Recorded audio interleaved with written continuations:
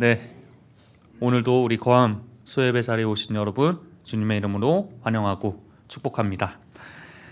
우리는 항상 어떤 일을 시작할 때 그것을 합리적으로 생각하려는 습관이 있습니다.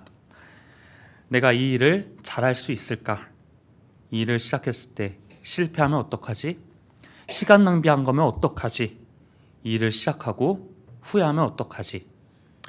이렇게 우리는 합리적으로 하나하나 따져보고 고민하고 가족과 주변 이웃에게 조언을 구하곤 합니다. 그러다 결국엔 이 일이 잘 될 이유보다 안 될 이유가 더 많아져서 우리는 도전하지 못하고 그 일을 시작조차 못할 때가 있습니다. 오늘 말씀에서 이 사무엘 또한 이런 합리적인 생각으로 인해 큰 고민 가운데 있었습니다.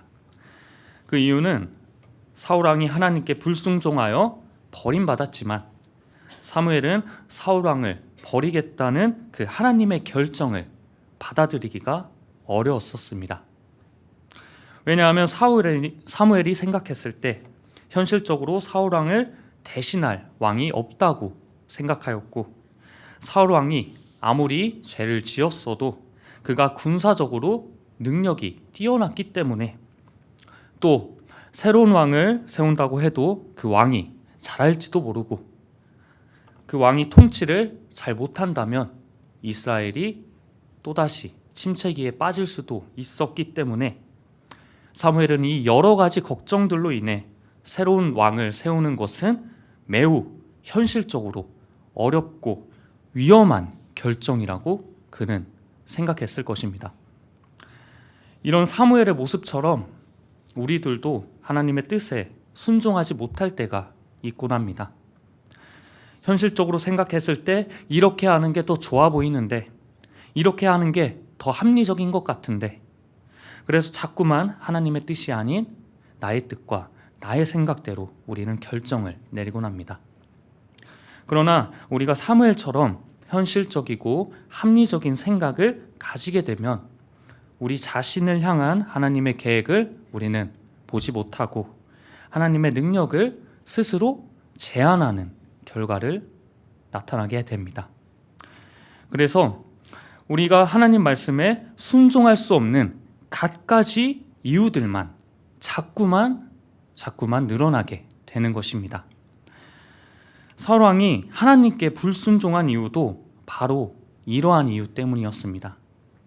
사무엘이 오기 전에는 블레셋과 전쟁하지 말라는 하나님의 말씀을 그는 그 조급한 마음에 거역하였고, 또 아말렉과 싸워 승리하여도 전림품을 취하지 말고 그들을 모두 진멸하라는 그 말씀도 합리적인 생각과 그의 욕심으로 인해 그는 거역하였습니다. 결국 그가 옳다고 생각한 그 합리적인 생각들은 오히려 그가 왕권을 유지하지 못하는 결과를 초래하게 되었고, 결국 그는 명성과 그의 왕권과 그의 모든 것을 모두 잃어버리게 되었습니다.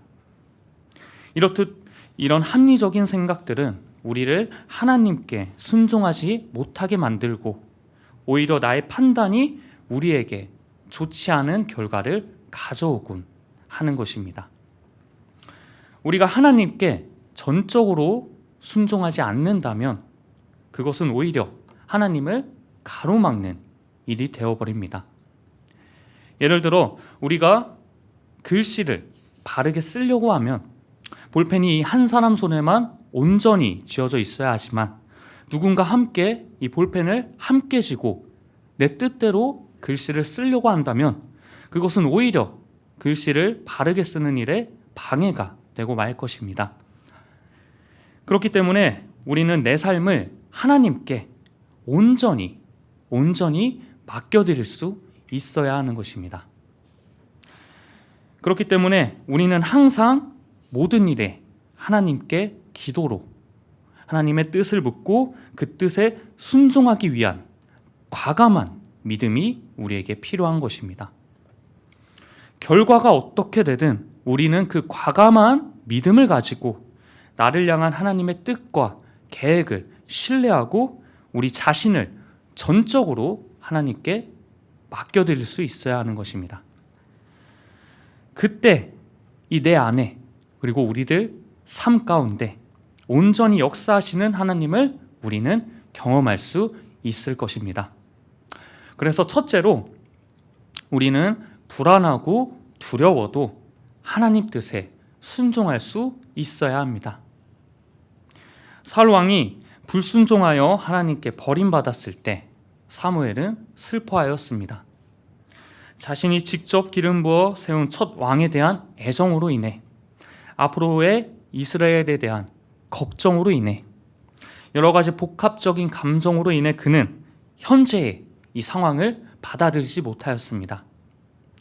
그런 사무엘에게 하나님은 네가 언제까지 사울을 위해 슬퍼하겠느냐 하시며 새 왕을 세우기 위해 베들레헴에 있는 이스라라는 자의 아들 중 하나를 내가 왕으로 선택하였으니 어서 너는 베들레헴으로 가라고 말씀하십니다. 하지만 사무엘은 아직 합리적인 생각들로 인해 아직 건재한 사울 왕이 있는데 새 왕을 세우는 것은 마치 반역과도 같은 일이었기 때문에 자신이 그곳에 새 왕을 세우러 가면 사울이 자신을 죽일 수도 있을 거라고 두려워하였습니다. 그래서 하나님은 그 두려워하는 사무엘에게 한 가지 방법을 알려주시게 됩니다. 바로 암소 한 마리를 끌고 가서 자신은 여호와께 제사를 드리러 왔다 말하고 이새를 제사를 드리는 곳에 초청하라는 것이었습니다. 그렇다면 하나님은 왜 뜬금없이 이새를 제사를 드리는 곳에 초청하라고 하셨을까요? 바로 사울 왕에게 새로운 왕을 세우는 목적을 숨기고 그저 하나님께 제사 드리는 것처럼 보여지게 하기 위해서였습니다. 이런 하나님의 이 방식처럼 하나님은 인간의 연약함을 아시는 분이시기 때문에 현실적인 어려움 속에서도 방법과 길을 내주시는 분이십니다. 이 슬픔과 두려움으로 인해 베들레헴으로 나아가기 주저했던 사무엘처럼 우리 또한 이 실패와 상처 그리고 두려움 등으로 인해 앞으로 나아가지 못하고 과거에 머무를 때가 있곤 합니다.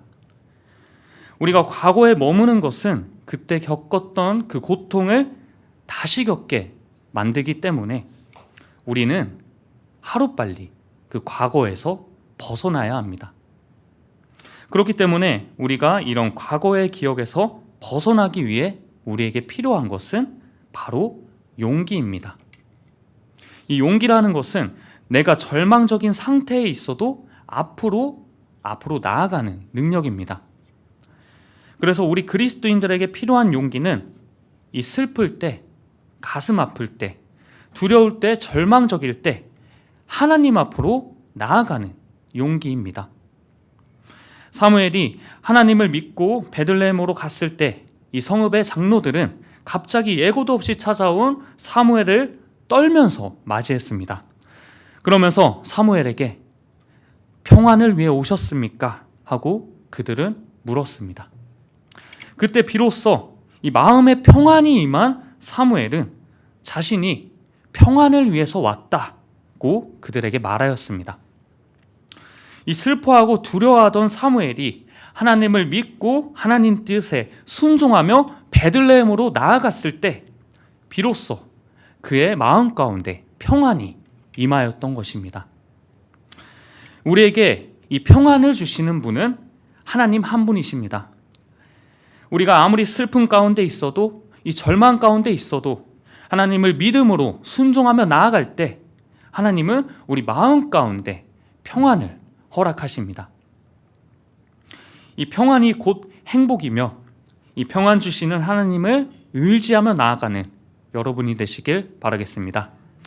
둘째로 하나님께 순종하는 사람은 하나님께 쓰임받게 됩니다. 베들레헴에 도착한 사무엘은 이새와 이새의 아들들을 만나게 됩니다. 사무엘은 이새의 첫째 아들 엘리압의 이 큰 키와 훤칠한 그 모습을 보며 이 사람이 하나님께서 선택한 자구나 하고 생각하였습니다. 하지만 사무엘에게 하나님은 단호하게 자신은 이 키와 겉모습이 아닌 중심을 보신다고 말씀하십니다.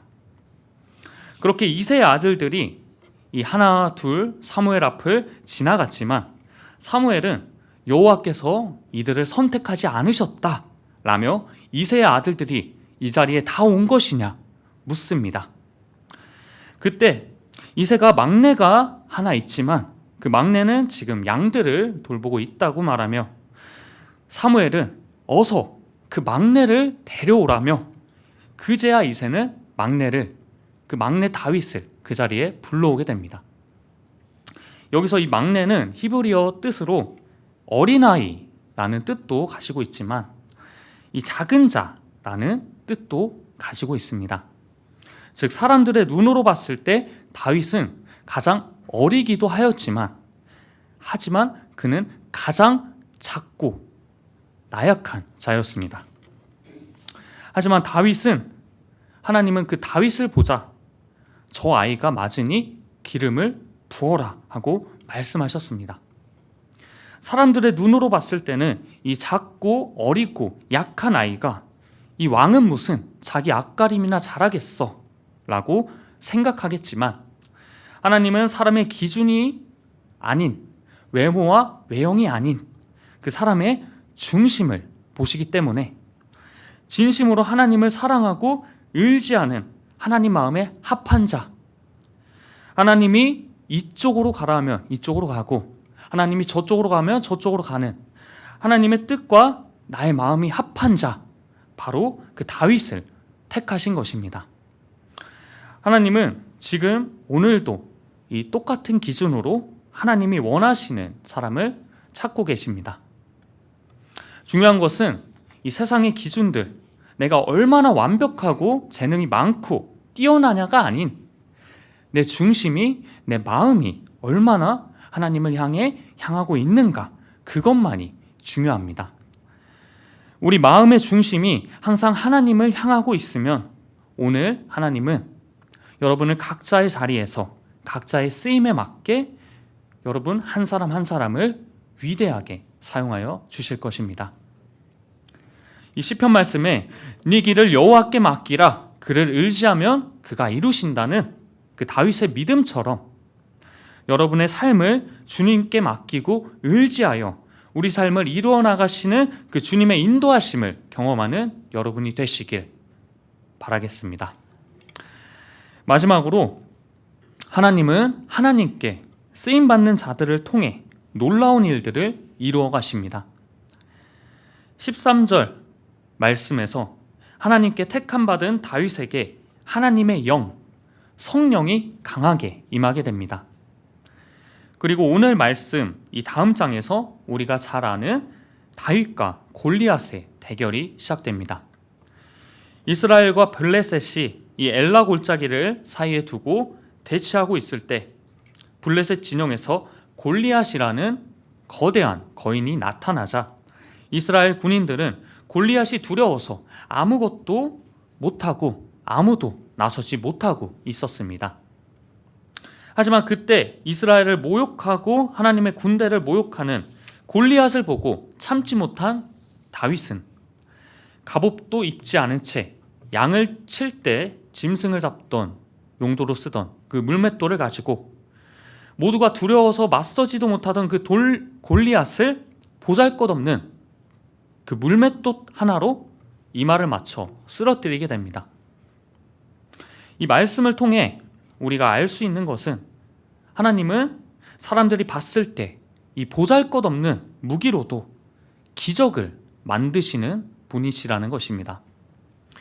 이와 같이 내가 가진 재능과 능력이 남들이 봤을 때 부족해 보여도 하나님께서 사용하시면 나의 그 부족해 보이는 재능과 능력으로도 하나님은 놀라운 일들을 이루어 나가신다는 것입니다. 우리도 이 신앙생활을 하다 보면 내가 이것을 할 수 있을까 하는 일들이 생기곤 합니다. 내가 이 직분을 감당할 수 있을까? 내가 이 봉사를 잘 해낼 수 있을까? 내가 전도를 잘할 수 있을까? 내가 가족과 지인에게 이런 신앙적인 이야기를 꺼낼 수 있을까? 이러한 부담감과 두려움으로 인해 우리는 그 일들을 피할 때가 있곤 합니다. 하지만 주님께서 우리를 쓰신다면 그 일들을 능히 감당케 하시고 해내도록 하시고 내 힘으로는 할 수 없는 놀라운 일들을 주님은 이루어 나가시는 것입니다. 또 우리에게는 이 골리앗과 같은 맞서기 두려운 문제들이 있습니다. 이 불안과 우울, 실패에 대한 두려움, 인간관계 속의 어려움, 과거의 상처와 아픔과 같이 마주하기 두려워 피하는 문제들이 있습니다. 하지만 우리가 나와 함께 하시는 하나님께서 해내신다는 믿음을 가지고 용기 내 나아간다면 우리는 나의 두려운 그 문제들을 극복해 나갈 수 있는 것입니다. 사랑하는 성도 여러분, 하나님은 완벽한 사람을 찾지 않으십니다. 마음의 중심이 하나님께로 향하고 하나님을 사랑하고 의지하는 사람, 하나님의 마음이 나의 마음인 자를 하나님은 찾으십니다. 다윗 또한 이 완벽한 사람이 아니었습니다. 다윗은 자신의 부하의 아내인 밧세바를 범하고 자신의 부하가 전쟁터에서 죽도록 만든 큰 죄를 저질렀습니다. 그럼에도 그가 사울과 달랐던 것은 자신의 잘못을 인정하고 처절히 회개하고 처절하게 무너져서 하나님의 은혜를 구했다는 것입니다. 그럼에도 우리는 모두 신앙에 있어서 우등생이 아닙니다. 그렇기 때문에 자꾸만 하나님 뜻에 순종하지 못하고 자꾸만 하나님을 의지하지 못하고 자꾸만 우리는 죄를 짓곤 합니다. 그렇기 때문에 오늘 우리 신앙인에게 필요한 삶의 자세는 오늘 내가 어느 곳 어디에 있든 그 자리가 하나님 앞이라는 코람데오의 자세, 매일매일을 하나님 앞에서 살아가는 삶의 자세, 하나님 앞에서 부끄럽지 않은 삶의 모습을 우리는 가져야 하는 것입니다. 또 우리에게 주어진 일상과 내가 있는 이 모든 자리가 하나님이 내게 맡긴 자리인 줄 믿고 우리는 살아가야 합니다. 세상과 죄와 타협하지 않고 항상 옳은 길을 선택할 그 용기, 하나님께서 나를 통해 나의 가족과 이웃과 세상을 변화시킨다는 그 믿음을 가지고 항상 옳은 길인 주님의 길을 걸어가는 우리는 그 믿음을 가져야 하는 것입니다. 오직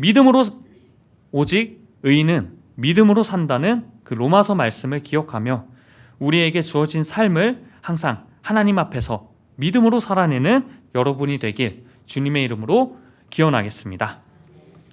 우리 이 시간 함께 기도하길 원합니다.